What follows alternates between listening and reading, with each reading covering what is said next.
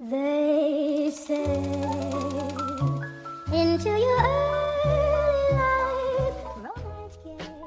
At the beginning of this year, I went to IFFR, the International Film Festival Rotterdam in the Netherlands, which is one of my favorite festivals I ever got to visit.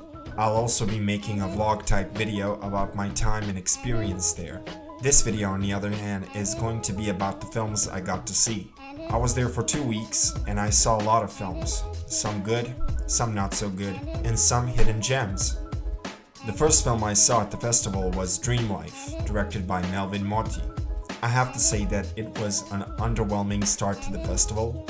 This wasn't my first option to go see, but after I and some other people got to the wrong screening, the one with only Dutch subtitles, I was pretty much left with only this option.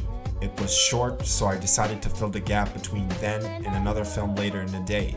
This film's plot was interesting, but other than that, I didn't like pretty much anything at all.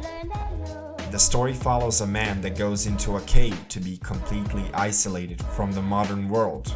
There, he slowly starts drifting away into his dreams and struggles to get out of them.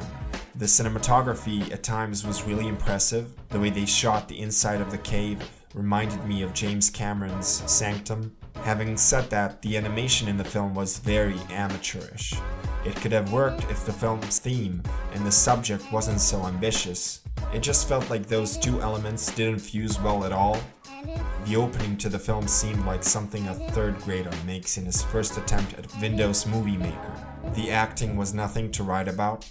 The characters were laughable at times. It just all felt very amateurish. I know this is a debut film by a guy that does art installations, which I'm sure are pretty great.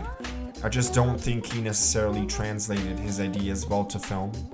Maybe in a second attempt. There were a couple of really well framed shots which lingered and that gave you time to reflect on what you just witnessed, which I appreciate because there was a lot of stuff to take in. The script was the best part of the film. Like I said, the whole story had weight to it and was captivating throughout. Its philosophy and the way it talked about the world was interesting. I just wish it had help in other departments in telling this story. I think the director obviously has talent, but I think he needs to find the right people that can help him in realizing the story he wants to tell. The second film I saw at the festival was My Morning Laughter, directed by Marko Đorđević. It was a lovely surprise from my home country, Serbia. This film was one of the funniest and honest portrayals of loneliness and bratty behavior. It follows the life of a man in his late 20s who works as a substitute teacher and still lives with his parents. His relationship with his father and mother is something that is not so uncommon in the modern world, especially Serbia.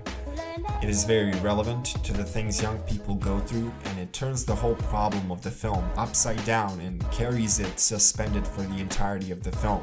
This could have easily went in the wrong direction, but thankfully the director knew what he was doing and he managed to assemble a great crew to work on this film for almost no money. Then again, that is nothing new in terms of Serbian film industry. He shot it in his hometown with his friends as actors, and that really gave the film a sense of realism I haven't really seen in a film in a long time. You can tell the film is really personal to the director, and it is extremely funny, and it is subtle in its approach to humor. Instead of the humor coming from a punchline, it comes straight from the characters and their weird little quirks. The film is patient and slow, not very slow, but I think it dragged a little bit toward the end. It makes sense why the film got so much praise when it first premiered at the Author Film Festival in Belgrade, and I'm glad I saw it in a cinema, on the big screen with the cast and crew there. The actors in the film are amazing, they fit their roles so well. You can tell the director, having known the actors before, really tailored the roles to them, and that suited the film. The entire cast is so well put together, and there was a lovely surprise in the film when I saw Glogovac, who portrays a fortune teller in one of the funniest scenes of the film. Glogovac is one of the most respected actors in Serbia, who died 2 years ago, so seeing him in a new film really surprised me because I thought I would never see him in a film again. The film's cinematography is excellent, and it served the story really well. It never felt pretentious or like it was trying to be impressive just to be impressive. The framing and the blocking of the scenes made me think about how they manage to film certain things. I love how the film switches its tone from funny to serious to awkward and to downright hysterical. It is also a touching love story that really seems fitting and one that made me so happy when I went out of the theater. I cannot recommend this movie enough. If it seems like something you'd be into, definitely check it out, and I can't wait to see what Marko Đorđević directs next. I'll be covering more of the films I saw at the festival in upcoming videos. If you like this video, please like and subscribe. Thanks for watching.